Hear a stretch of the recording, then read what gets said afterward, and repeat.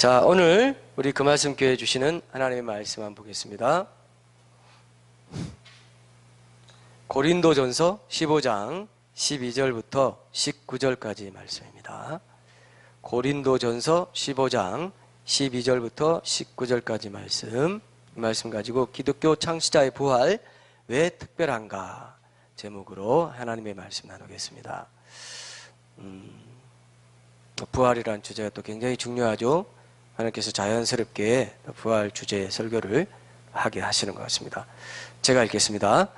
그리스도께서 죽은 자 가운데서 다시 살아나셨다 전파되었거늘 너희 중에서 어떤 사람들은 어찌하여 죽은 자 가운데서 부활이 없다 하느냐. 만일 죽은 자의 부활이 없으면 그리스도도 다시 살아나지 못하셨으리라. 그리스도께서 만일 다시 살아나지 못하셨으면 우리가 전파하는 것도 헛것이요 또 너희 믿음도 헛것이며 또 우리가 하나님의 거짓 증인으로 발견되리니 우리가 하나님이 그리스도를 다시 살리셨다고 증언하였음이라. 만일 죽은 자가 다시 살아나는 일이 없으면 하나님이 그리스도를 다시 살리지 아니하셨으리라.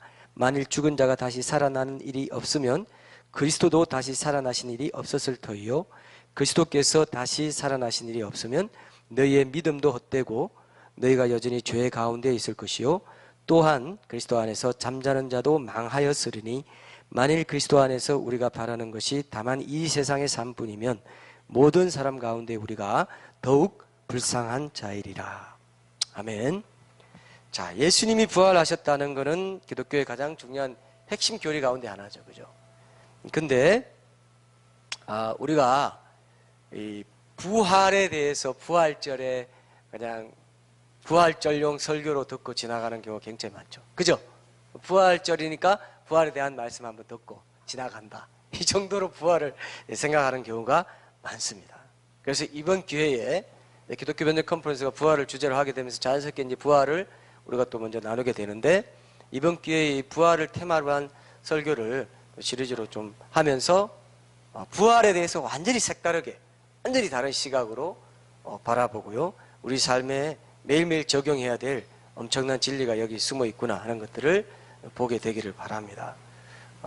여러분 부활이 만약에 거짓이라면 기독교 진리 전부 다 거짓이에요. 이해되시죠? 무슨 말인지. 부활이 거짓말이라면 기독교 진리는 전부 다 거짓말입니다. 그건 분명합니다. 자, 여러분 생각해 보세요. 예수님이 이 땅에 역사적인 실존 인물로 한번 사신 적이 있다고 합시다. 분명히 있다고 합시다가 있었죠. 근데 세상 사람들은 실존 인물이 아니다, 신화적인 인물이다, 이거 갖고도 막 논란이 됩니다. 실제로 실존 인물이었다고 할 경우에 그가 어떻게 살았고 어떻게 죽었고 죽은 다음에 어떻게 됐냐 하는 것도요 엄청난 미스테리예요. 그죠? 예수님이 실제로 있었다, 이 땅에서 살았다, 거기까지 좋다 이거야. 죽었다, 십자가 처형당했다, 거기까지 좋다 이거예요. 근데 처형당했는데 지금 그 무덤이 스나마시아 베들레헴 예루살렘에 가면 그 무덤이 있어. 아리마대 요셉이라는 사람의 부자가 만들어 놓은 그 무덤에 묻혀 있어. 지금도 그 뼈가 거기 있고 거기서 사람들이 경배하고 그렇게 한다 이거. 지금 우리나라 사람들은 우리 기독교인들은 베들레헴에 가서 뭐 이렇게 막 마음을 이렇게 하고 태어나신 곳이다 기념하지. 무덤을 기념하는 거 봤어요? 예수님 무덤 기념 안 하죠? 예수님 무덤 기념 안 해요. 근데 무함마드 무덤은 기념합니다. 지금도 메디나에 있어요. 부처의 무덤도 기념합니다. 내가 이따가 말씀드릴게요. 근데 예수님은 무덤이 없어요. 그러니까 예수란 분이 이 땅에 와서 살았고 죽었다, 거기까지 괜찮다 이거예요. 죽은 뒤에 어떻게 됐냐? 무덤이 있든지 그럼 뭐냐? 없어졌든지 시체가 없어졌든지 아니면 뭐냐? 부활해서 지금도 살아계시든지 이거밖에 없어요. 근데 만약에 죽었다, 지금도 죽어있다, 그러면 지금과 같은 기독교가 엄청난 기독교의 이 영향력과 실체가 절대로 있을 수 없어요. 겁먹고 도망갔던 제자들이 무슨 수로 예수님을 살아계신 하나님이고 우리 주가 되시고 우리도 예수님 지금 부활한다고 전했겠습니까? 그죠? 그럼 뭐 어떤 힘으로 지금까지 이 엄청난 기독교인들이 매일 매주일 부활을 기념하면서 예배를 드리겠냐 이거예요. 그죠? 그러니까 예수님이 사신 것도, 이 땅에 와서 사신 것도 엄청난 일이지만 더 엄청난 건 뭡니까? 그분이 죽었다가 실제로 부활한 거란 말이에요. 부활 안 했으면 지금 우리가 여기 있을 수가 없어요. 부활했냐 안 했냐? 이 둘 중에 하나입니다. 이 둘 중에 하나로 모든 사람의 운명이 갈려버려요. 모든 사람이 사망의 부활을 할 건지 생명의 부활을 할 건지 딱 나눠져 버립니다. 이거 믿죠? 그죠? 이게 핵심이에요. 이 기독교의 핵심 진리, 죽으심과 부활이에요. 그리스도의 죽으심과 부활. 그리고 부활하셨기 때문에 나도 그 살아계신 하나님께 의탁하면서 지금도 부활의 능력으로 살아갈 수 있는 거예요. 그런데 많은 사람들이 부활절에만 이 부활을 한번 딸깍 환기시키고 지나간다 이거예요. 매일매일 부활의 능력으로 살 수 있는데 살아계신 하나님이 내 주인이 되시고 내가 의지할 바위가 되시는데도 거기에 대해서 우리가 생각하지 못하는데요. 이번 기회에 쭉 시리즈 설교하면서 그 부분도 같이 짚어가면서 분명히 이 부활이 얼마나 엄청난 기독교의 핵심 교리인지를 우리가 한번 분명히 도장을 꽝 찍고 넘어가도록 그렇게 하겠습니다. 자, 참 희한한 것은 기독교 외에 그 어떤 종교도요, 그 종교 창시자가 자기가 죽으면 부활할 거다 이렇게 가르친 예가 없어요. 이상하죠, 그죠? 예수님만, 기독교의 예수님만 내가 죽고 나면 부활한다 이렇게 미리 가르쳤고 그렇게 가르친 대로 부활하셨다 이거예요. 그런데 타 종교의 창시자는 내가 죽고 나면 부활한다 라고 가르치지도 않았고 실제로 부활한 사례도 전혀 없고, 이게 그렇게 부활 안 해도 기독교 진리가 성립되면 부활을 언급하지 않았을 것이고 그대로 부활하지 않았을 겁니다. 그런데 타 종교와는 달리 생명을 얻게 하는 이 구체적인 실체적인 그런 구원의 도리와 관련된 기독교만큼은 반드시 그 창시자가 부활해야만 진리가 성립되는, 진리로 성립되는 그런 구원의 진리가 바로 기독교다. 이해되시죠? 그래서 기독교와 타종교는 거기서 완전히 극명하게 차이가 납니다. 극명하게. 그래서 여러분 꼭 기억하십시오. 그래야만 성립되는 진리이기 때문에 부활 사건이 중요하다. 자, 이슬람교를 창시한 무함마드의 무덤은 지금도 사우디아라비아의 메디나에 가면 볼 수 있습니다. 주후 571년에 그 메카에서 태어났는데 무함마드는 632년에 메디나에 있는 자기 집에서 죽었습니다. 그리고 거기에 장사됐어요. 그래서 지금도 메디나에 있는 어떤 사원에 있냐면은 예언자의 모스크라는 그 사원의 초록돔이라고 불리는 그 무덤에 무함마드 시체가 지금도 거기 있습니다. 뭐 다 이제 썩어져서 그렇겠지만 그 가면 벽밖에 안 보인다고 합니다. 그래도 참배객들이 가는 곳이다 이렇게 돼 있어요. 자, 힌두교는 따로 창시자가 있어요, 없어요? 힌두교는 창시자가 없기 때문에 힌두교 뭐 누군가의 무덤을 뭐 기념하고 이런 게 또 없습니다. 그냥 유교로 가면은 유교에는 창시자가 있죠. 누굽니까? 공자죠, 공자. 세계 4대 성인 중에 한 사람. 그죠? 공자, 석가, 소크라테스, 예수죠. 그 중에 그 종교 창시자가 3명이나 있습니다. 무함마드는 거기 들어가지 않죠. 소크라테스도 하여튼 뭐 철학이라는 이 사상의 거의 뭐 종교라고까지 할 만한 뭐 종교가 없는 사람은 그걸 구원의 도리로 삼기 때문에 뭐 그렇게 본다면 또 소크라테스도 의미가 있는, 종교적으로도 또 의미가 있는 인물이다 보는 사람에 따라 그렇게 볼 수도 있겠어요. 그러나 어쨌든 유교도 철학이지만 또 불교도 철학의 일종이지만 종교가 된 것처럼 그렇게도 볼 수 있을 것 같습니다. 근데 어쨌든 공자의 무덤은 어디 있느냐? 공자의 무덤이 어디냐면요, 무덤이 얼마나 크냐 하면요, 그렇게 말하는 분들도 있는데 여의도에 70배 정도 된대요. 공자 무덤이. 근데 공자 무덤만 있는 게 아닙니다. 산둥성 취푸시에 가면 북부 쪽에 공자와 그 일족의 묘소가 있는데 이 취푸는 공자가 태어난 곳이기도 합니다. 그래서 공자가 태어난 곳에 공자를 묻었는데 공자만 묻힌 게 아니에요, 거기에.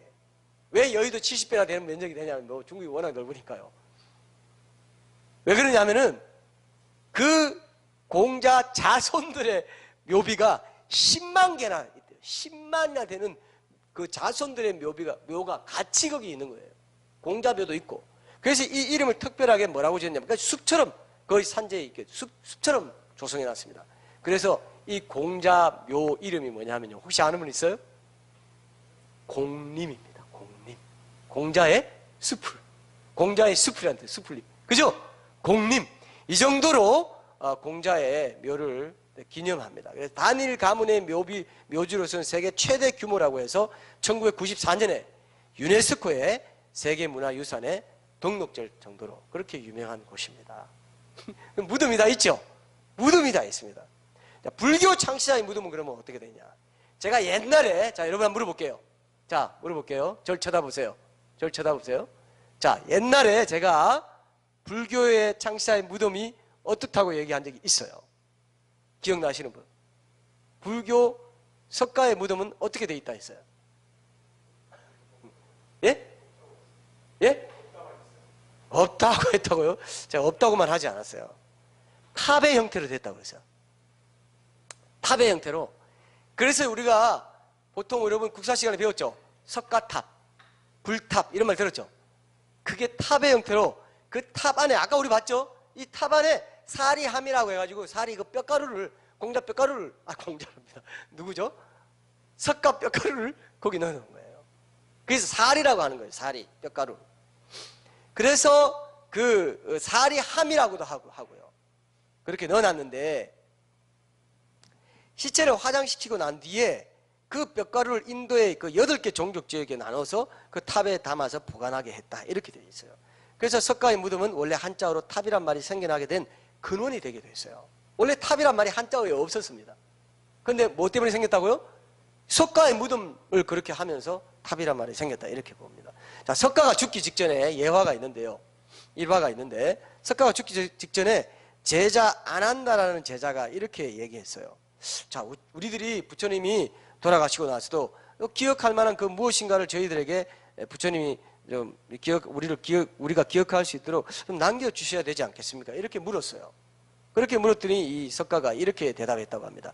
내가 태어난 곳 룸비니가 석가가 태어난 곳이고, 내가 깨달음을 얻은 곳 브드가야, 그리고 내가 최초의 설법을 한 곳 사르나트라는 곳인데 그곳하고, 그리고 내가 죽을 장소인 쿠시나가르, 이 네 군데를 사람들은 기념할 것이다. 이렇게 얘기했어요. 근데 실제로 불교에서 이 네 군데를 사성지라고 하는데, 이 사성지에 부처님의 무덤을 세우게 되고, 이제 그것을 중심으로 해서 불교 사찰에서 흔히 보는 것 같은 탑의 형태로 8개 종족 지역에 이 탑을 만들어서 그 뼈가루를 거기에 보낸 것입니다. 그러니까 뼈가루가 이제 제한되어 있으니까 다 보내지 못하고요. 그래서 고대 인도에서 시행된 그 화장의 풍습이 어떻게 되냐면요. 고대 인도에서는 우리는 어떻습니까? 우리 화장하면 어떻게 돼요? 우리는 화장하면 어떻게 돼요? 우리는 거의 뼈가루 만들어서 뼈가루 나오죠. 그죠? 저도 장인어른 돌아가실 때 보니까 그 화장터에 들어가고 나면, 다른 분도 제가 그 사랑의교회에 있을 때 진짜 많이 그 장례 예배를 많이 갔고 화장터에 많이 갔어요. 가면요, 들어가면은 제가 볼 때는 그 관까지 다 채우죠. 나무 관까지 다 채우죠. 그래가지고 나오는 거는 뼈가루예요, 뼈가루. 뼈가루를 그냥 그 상자에 딱 담아가지고 뼈가루 딱 줍니다. 장인어른도 딱 보는데 뼈가루 딱 그냥 몸이 분명히 들어갔는데 뼈가루 딱 해서 뼈가루만 가지고 나중에 그 무덤에 이렇게 뿌리고, 그래 나중에 우리가 정말 허무하지만 우리 몸이 그렇게 돼요. 우리 몸이 뼈가루 몇 줌밖에 안 돼요, 이게. 그래서 그 무덤 이렇게 뿌리고 이제 나중에 이제 부활의 소망이 있기 때문에 우리가 주님 오실 때 우리가 부활한다는 그 소망 때문에 우리가 정말 위로를 받지, 몸 자체로 보면요, 사람이 분명히 뭐 머리카락 있고 모두 복잡하게 다 있는데도 나중에 화장하고 나면요 뼈가루 몇 줌이에요. 분명히 내 앞에 있었던 사람입니다. 그런데 뼈가루로 나오더라고요. 그게 물질 세계에서 우리 몸이 갖고 있는 성분입니다. 별거 아니죠, 그죠? 정말 아무것도 안 해요. 여기에 뭐 온갖 욕심과 시기와 온갖 그런 자기의 어떤 자랑과 이런 게 있다는 게 참 보면 물론 그래서 뭐 생로병사라고 부처가 이런 걸 보면 석가가 이걸 보고 인간의 인생의 허망함을 느끼고 도를 닦으러 갔다라고 할 만하죠. 진짜. 근데 석가 자신도 결국 생로병사로 죽고 뼈가루가 돼가지고 지금 탑에 보관되어 있습니다. 우리는 그렇게 뼈가루를 만드는데 화장은요, 인도에서는 그 시체를 불태워가지고 살이 다 탈 때쯤 돼가지고는요, 물을 부어가지고 껐어요. 그리고 뼈를 고스란히 빼가지고 그거를 뼈가루로 만들어가지고 뼈 빻아가지고 그것을 다시 장내 지내는, 뼈를 얻어가지고 다시 장내 지내는 이중장의 구조였다, 이렇게 봅니다. 그래서 이제 그 석가의 시체도 화장한 뒤에 이렇게까지도 자세하게 구분해 놨던데요. 중추성 골격 74개, 그리고 부속성 골격 126개, 그리고 이소골 6개, 이렇게 해가지고 모두 206개의 뼈를 빻아가지고 석가 당대의 그 8개 종족에게 뼈가루를 나눠 갖게 했다.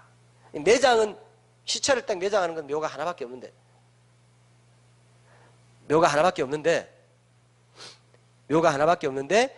화장의 경우에는 뼈가루를 나눠 가지고 이 항아리, 사리함에 담아가지고 여러 개를 이렇게 보낼 수 있기 때문에 여러 개의 묘가 가능했다고 합니다. 그래서 이 무덤이 여러 개 만들어졌는데 그게 바로 석가탑이라는 것입니다. 탑 형태로. 이 뼈를 갖고 만든 무덤을 이제 산스크리트 고대 인도어로 스투파라고 했는데, 대표적으로 이제 석가의 시체를 화장하고 이 스투파를 세웠다고 하고요. 8등분된 석가의 뼈가루를 진신살이라고 해서 8개 종족 지역에 세워진 불탑에 보내졌다, 이렇게 봅니다.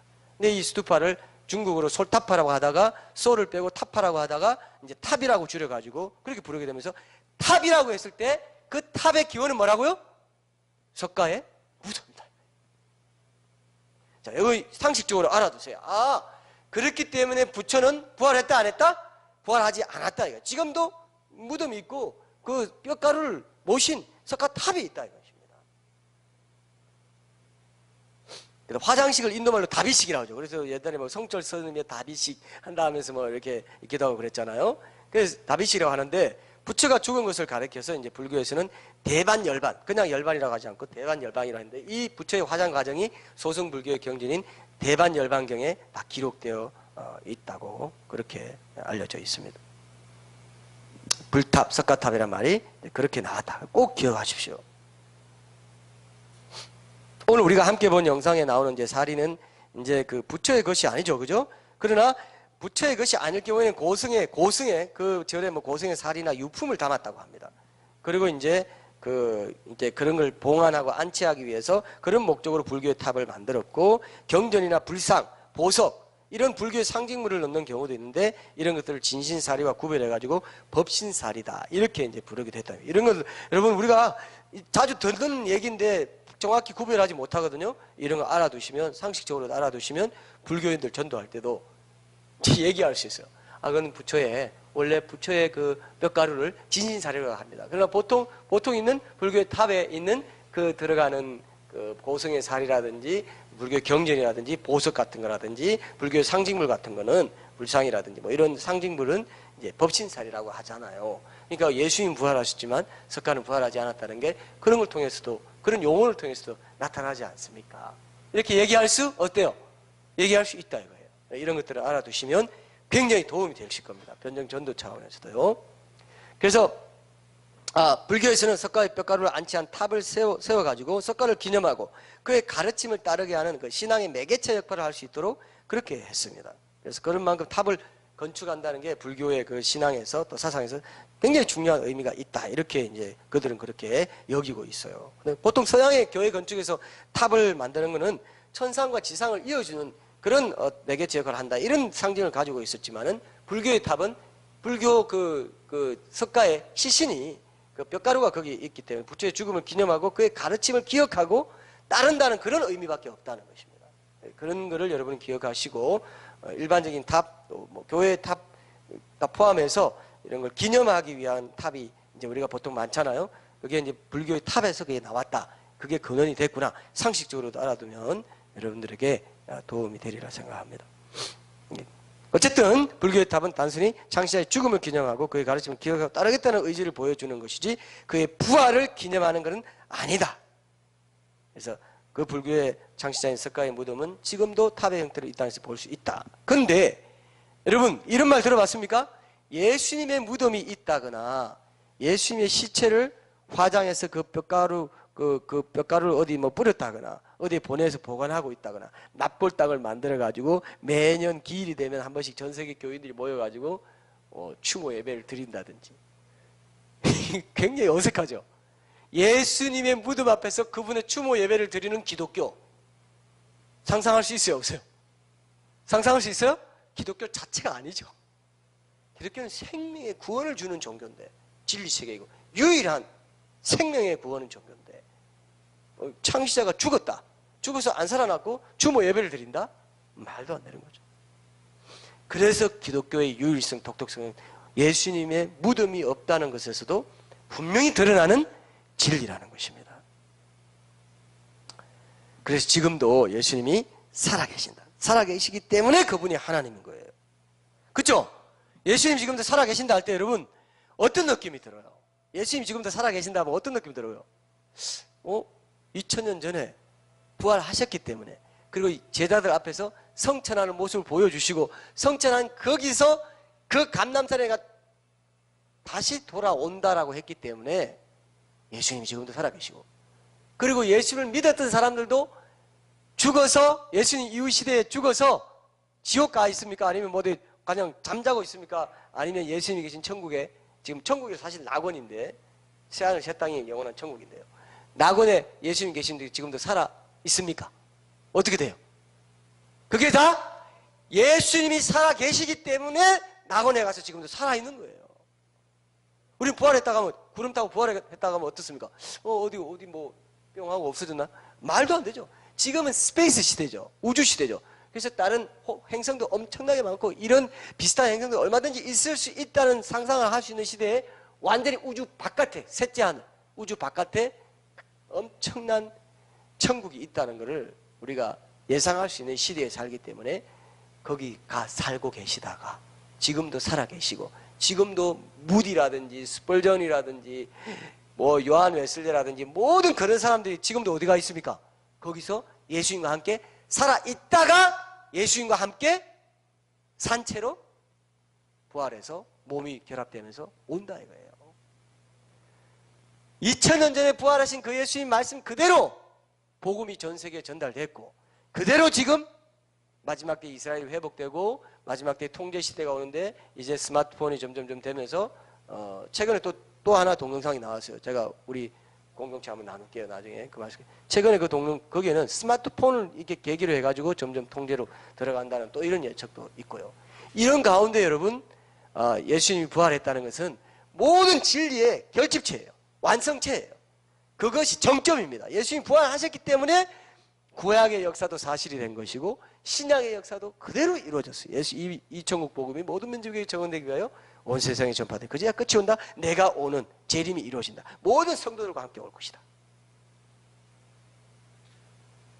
그래서 여러분 우리는 죽어요 안 죽어요?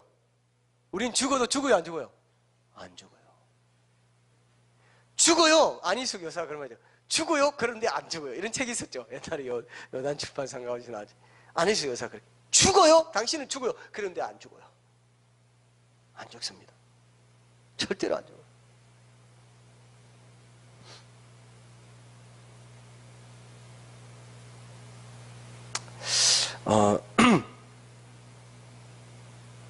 예수님이 부활하지 않았다는 모든 게 다 거짓이다. 이건 제 말이 아니고 오늘 말씀에 있죠. 한번 보세요. 고린도전서 15장 12절부터 19절 한번 보세요. 특별히 14절 15절 제가 읽겠습니다. 우리가 전부 읽었기 때문에 특별히 14절 15절 제가 읽어볼게요.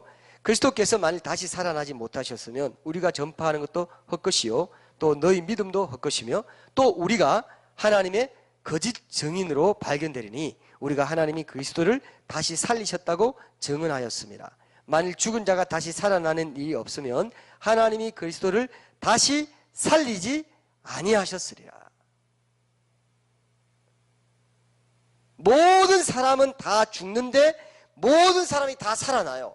그랬기 때문에 예수님도 살아났다. 근데 다 살아날 때 어떤 사람은 사망의 부활로, 어떤 사람은 생명의 부활로 나온다. 무섭죠? 그죠? 모든 사람 다 살아요. 그렇기 때문에 무서운 겁니다. 주가 없어지면 안 무섭다 했잖아요, 제가. 그죠? 여기 보면 부활이 거짓이면 너희 믿음도 헛것이라 했는데, 사도들이 전한 복음, 케리그마죠. 케리그마가 예수의 죽으심과 부활이었어요.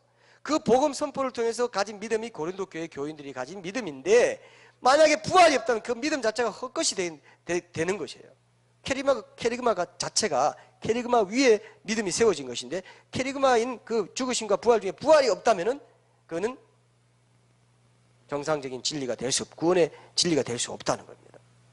성도의 믿음이란 게 예수님의 부활을 전제로 한 예수님의 구속을 믿는 것이기 때문에, 그 예수님의 부활을 부정하는 것은 그 믿음도 아무것이 없이, 아무 소용이 없는 것이 되어버린다 이겁니다. 그래서 여러분, 이 부활을 함부로 대한다는 것은 기독교 진리 전체를 부정하는 것이나 다름없다. 이렇게 꼭 여러분들이 기억을 해야 부활의 중요성을 알게 돼요.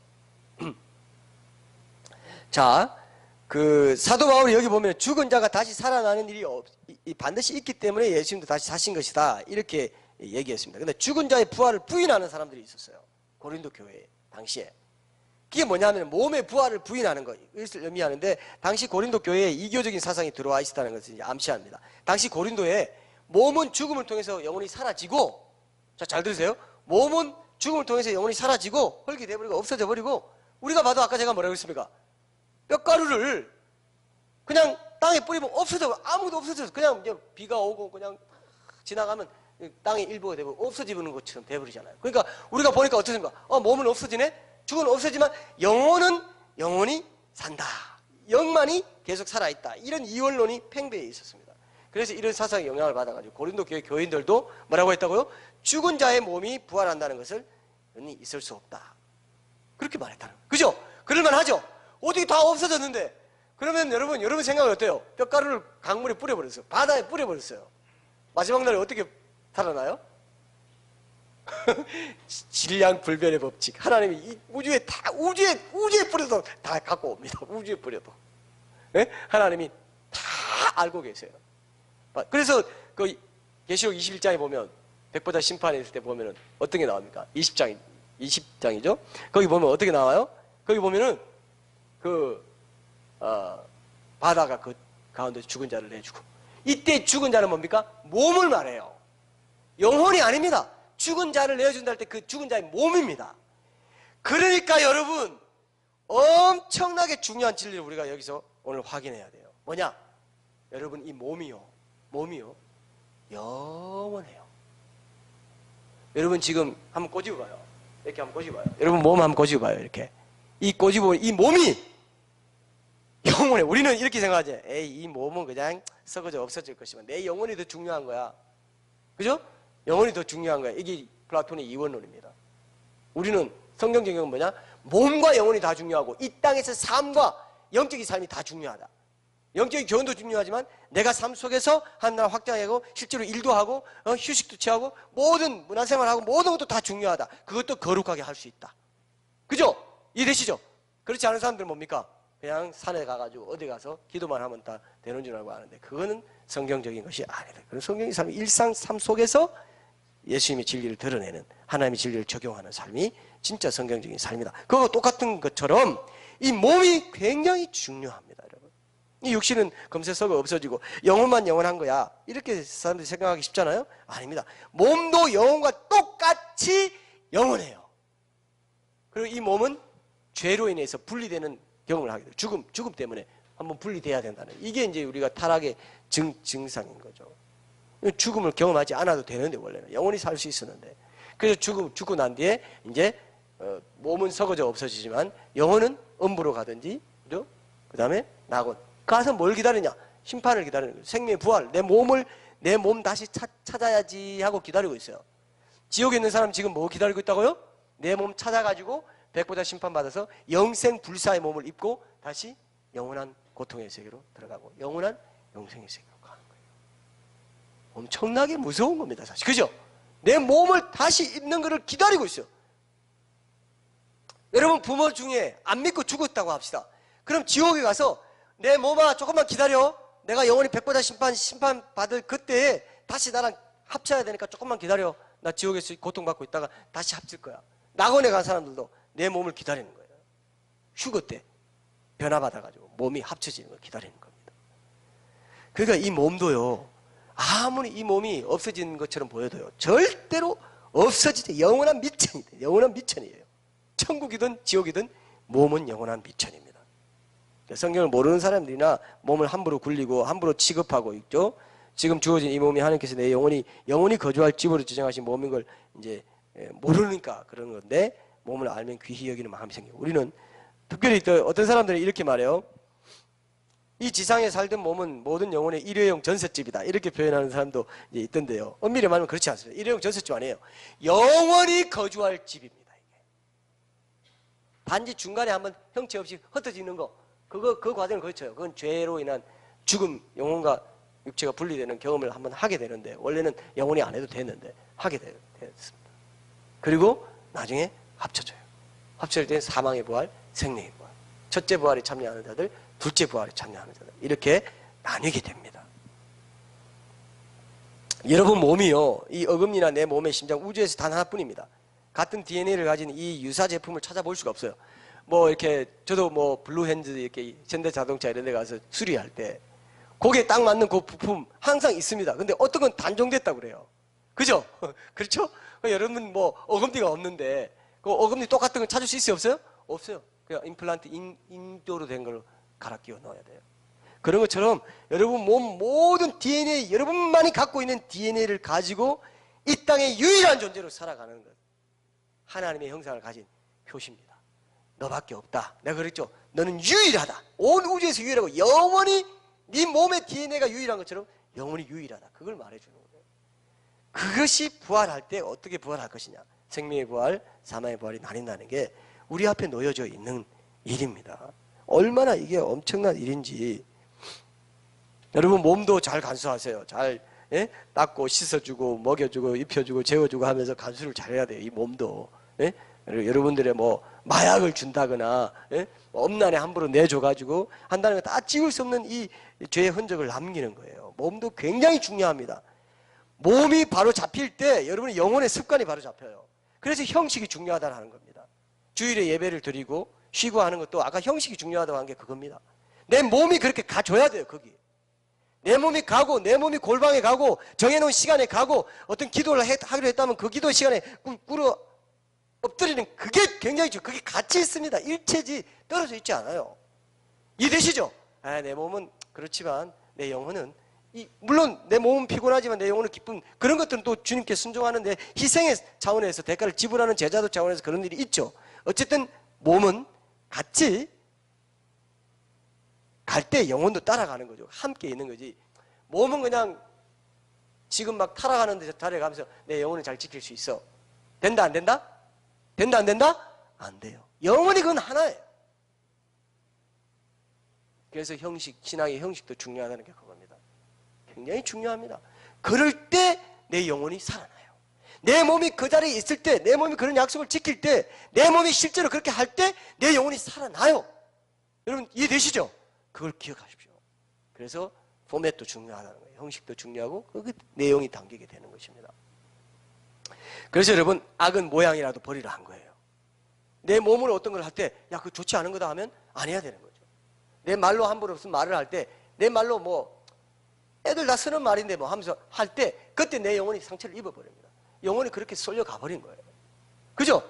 그래서 여러분 부활체라는 것은 몸과 영혼이 같이 부활하는 것이기 때문에 몸을 여러분 잘 간수하는 거, 몸을 잘 지키는 거, 몸에 습관을 들여주는 거 굉장히 중요합니다. 난 부활의 이 비밀도 여기 있기 때문에 하나님이 이 몸을 들여서 이 몸을 드리는 게 영적인 산제사라고, 영적 예배가 몸을 드리는 거라고 하지 않습니까? 로마서 12장 1절에 나오죠? 1절부터 아시죠? 너희 몸을 하나님이 기뻐하시는 산제사로 드리라. 영적인 예배가 된다. 몸을 드리는 거다 이겁니다. 부활의 신비하고 연결되어 있어요. 꼭 기억하십시오. 이건 우리가 적용할 수 있는 부분입니다. 자, 어쨌든 신자든 비신자든 자기 몸을 있는 부활을 경험하게 되는데 사망의 부활, 생명의 부활을 한다. 죽음은 근데 사람들이 두려워하지 않습니까? 그건 심판이 있기 때문에 뭔가 내가 죽어도 안 죽을 것 같아요. 사망의 부활을 할 것 같아요. 심판을 받을 것 같아요. 그래서 두려워하는 거예요. 왜 전쟁이 두려우냐? 우리가 최근에 제가 아내랑 딸이랑 가족이 함께 전쟁에 대해서 이제 얘기를 나누면서 전쟁이 왜 두려운가를 주제로 대화를 나눈 적이 있습니다. 그때 나온 얘기가 이런 얘기가 나왔어요. 전쟁 나가지고 그냥 총 한 방 맞고, 예? 총 한 방 맞고 바로 죽어서 즉사해가지고 천국 가면 좋지. 근데 어떻습니까? 전쟁은 총 한 방 맞고 죽어요, 안 죽어요? 안 죽어요, 안 죽어요. 정확히 아시네요, 자매님. 총 한 방 맞고 죽는 아이들이 안 죽는데, 야, 역시 질긴 생명이에요. 안 죽고 고통 가운데. 방사능이라든지 핵전쟁 나면 방사능, 생화학적 나면 어떤 얼굴이 일그러지고 완전히 여기가 완전히 헐어져 버리고 막 화상 입은 것처럼 일그러지고 막 그런 그 문둥병이라고 하나요? 그 나병에 걸린 것처럼 그렇게 되기도 하면서 고통스럽게 남은 생애를 살아갈 수도 있어요. 전쟁 나면 그런 일이 생깁니다. 그것이 고통스럽지 않겠나? 그 고통 때문에 그런 고통이 생길까봐 두려워하는 거지. 죽음 자체는 두렵지 않다. 우리 가족의 결론은 죽음 자체는 두렵지 않다. 천국 가는데. 그는 어떻습니까? 이 땅에 몸을 갖고 있기 때문에 그런 일이 있기 때문에 두려워하는. 그런 건 있죠. 그건 우리 신자들이 잠깐의 죽음의 과정을 놓고 염려하는 부분일 뿐이지. 우리 죽음 자체를 두려워하지 않지 않습니까? 하나님 모르는 비신자들 본능적으로 죽음을 두려워해요. 그 죽음 이후에 심판이 있다는 걸 느끼기 때문에. 근데 동물들은 어때요, 여러분? 내셔널 지오그래픽 제가 채널 같은 걸 보면은 동물들도요 엄청나게 죽음 두려워하는 것 같아요. 보기에는. 그래요, 안 그래요? 죽 피하려고 하고 막 도망가고 있죠. 뭐 지진 같은 거 나면 동물들이요 알고 막 몰려가지고 막 이렇게 안 죽으려고. 그럼 뭐야? 동물도 그럼 양심이 있다는 거야? 심판 받는다는 거야? 어때요? 동물은 살고자 하는 생존 본능의 표현일 뿐입니다. 어떤 영적인 기능이 있어가지고 자기 양심에 내가 죄를 지었는데 내가 죽으면 심판받을 것 같아. 이렇게 해서 죽음 두려워하는 게 전혀 아니에요. 사람하고는 전혀 다릅니다. 그래서 그런 것들을 우리가 구분한다면은 죽음을 두려워하는 이런 마음도 이 부활의 능력을 아는 신자들은 세상 사람과 전혀 다른 시각을 가질 수 있습니다. 그렇게 가지고 살 수 있어요. 부활인데 이미 부활한 걸 이미 승리한 걸 우리가 알기 때문에 우리는 지금 교회 휴거를 또 기다리고 있잖아요. 그죠? 장차 일어날 교회 휴게에 참여하는 성도들은 예수님과 똑같은 신령한 부활의 몸을 입게 되고 환난을 거치지도 않고 순교하거나 하지도 않고 천국으로 곧바로 옮겨집니다. 믿습니까 이거요? 환난도 안 거치고 순교도 안 거쳐. 지금 순교적으로 헌신적으로 사는 사람들은 천국의 왕권에 참여하는 자들입니다. 최후의 보좌 심판대에 서지 않고 오히려 심판하는 권세를 받게 된다고 말하는 본문이 있지 않습니까? 요한계시록 20장 보세요. 요한계시록 20장 4절에서 6절 한번 실줄 한번 봅시다. 천국의 왕권에 참여하고 심판대에 서지 않고 다르게 주장하는 분들 있을 겁니다. 그러나 저는 이렇게 생각해요. 다르게 또 신학자들마다 또 다를 수 있습니다. 자, 또 내가 보좌들을 보니 거기에 앉은 자들이 있어 심판하는 권세를 받았더라. 또 내가 보니 예수를 증언함과 하나님의 말씀 때문에 목배임을 당한 자들의 영혼들과 또 짐승과 그의 우상에 경배하지 아니하고 그들의 이마와 손에 그의 표를 받지 아니한 자들이 살아서 그리스도와 더불어 천년 동안 왕노릇하니. 여기 두 부류가 있다고 그랬죠. 제가 예전에 한번 잠깐 말씀드린 적이 있어요. 또 내가 보좌들 보니 거기 앉은 자들이 있어 심판하는 권세를 받았더라 돼 있고, 또 내가 보니 이렇게 돼 있어요. 첫 번째 부류가 저는 휴거된 성도라고 생각합니다. 그 다음 두 번째는 환난을 거치면서 목배임을 당하거나 역사상 순교당한 사람들, 이런 사람들이 이렇게 이제 보기도 하고 해석상에 이제 차이가 있을 겁니다. 근데 저는 그렇지 않을까 이렇게 생각합니다. 근데 보시면, 자, 여기 보면은 1000년 동안 왕도를 하니 그 나머지 죽은 자들은 그 1000년이 차기까지 살지 못하는 이런 첫째 부활이라. 이 첫째 부활을 참여하는 자들은 복이 있고 거룩하도다. 둘째 사망이 그들을 다스리는 권세가 없고 도리어 그들이 하나님과 그리스도의 제사장이 되어 1000년 동안 그리스도와 더불어 왕노릇하리라. 자, 여기서 무슨 말씀을 근거로 휴거된 성도들은 백보자 심판대에 서지 않을 것인가 봤을 때 6절을 한번 보세요. 6절에 보면은 이 첫째 부활에 참여하는 자들은 복이 있고 거룩하도다. 둘째 사망이 그들을 다스리는 권세가 없다. 이렇게 되어 있어요. 최후의 백보자 심판대에 누가 서냐 하면 둘째 사망, 영원한 사망을 당하기 위해서 둘째 부활을 하는 사람들이 서게 돼요. 근데 둘째 사망이 그들을 다스리는 권세가 없다.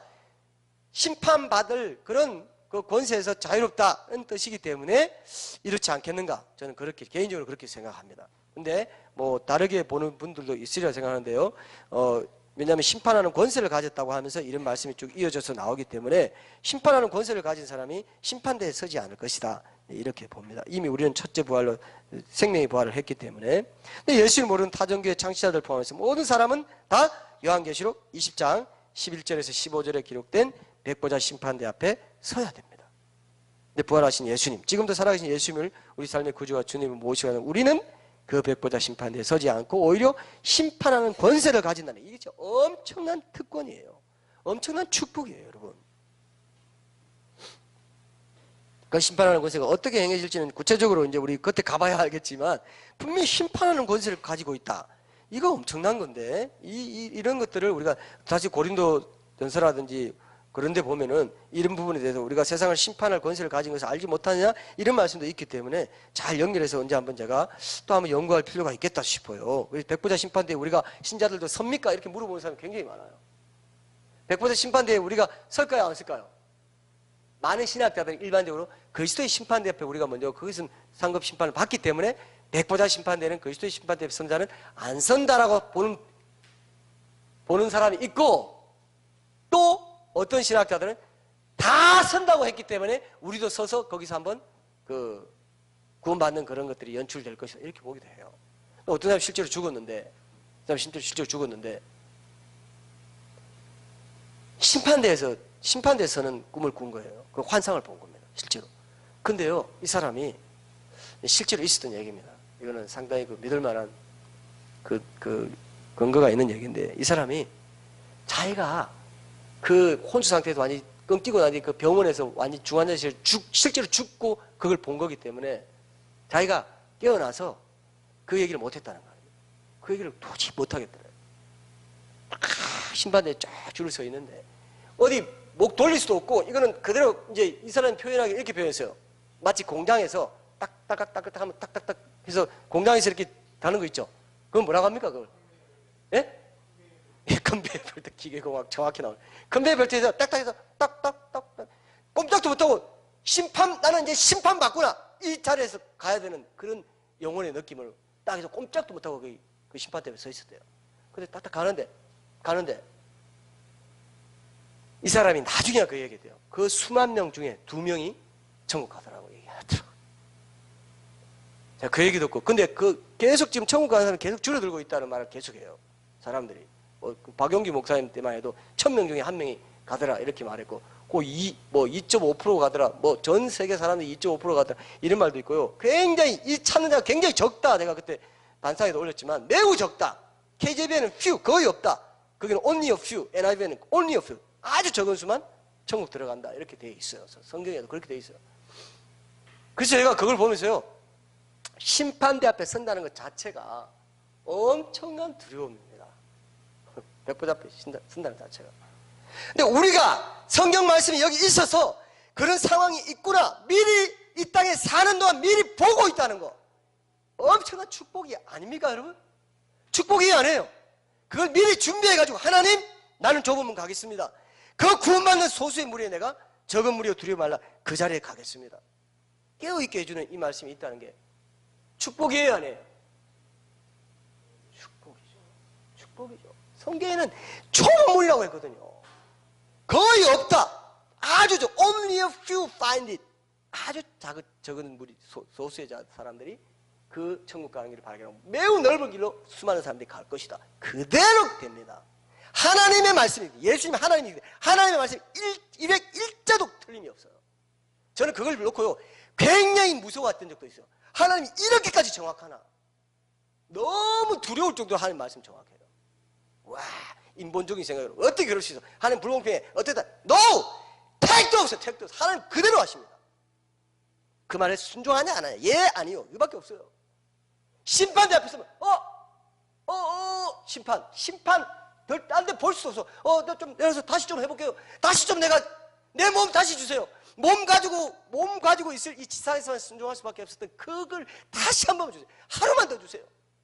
내가 다 회개하고 새롭게 이 심판대에 서게 해주십시오. 너 절대 안 돼. 너 이제 끝이야. 컨베이어 벨트 뚝뚝 바로 갑니다. 한 1디렉도 틀림이 없어요. 이게 부활의 능력이라는 거예요.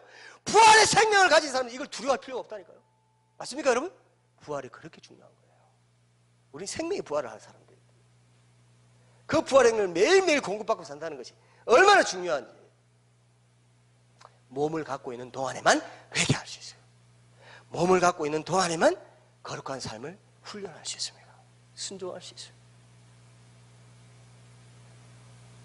여러분들이 이 부활 시리즈 설교를 듣는 가운데 이 부분을 분명히 확인하십시오. 이 부분이 핵심이에요. 오늘 여기까지 할 텐데요. 여러분들이 분명히 깨닫고 하나님께서 우리에게 주시는 이 부활 신앙을 새롭게 하시는 이 특별한 기회를 헛되이 하지 마시고 분명히 이번 부활 설교 테마 시리즈 설교를 통해서 우리에게 주시는 음성을 얻게 되길 바랍니다. 자, 우리 성찬식 하겠습니다.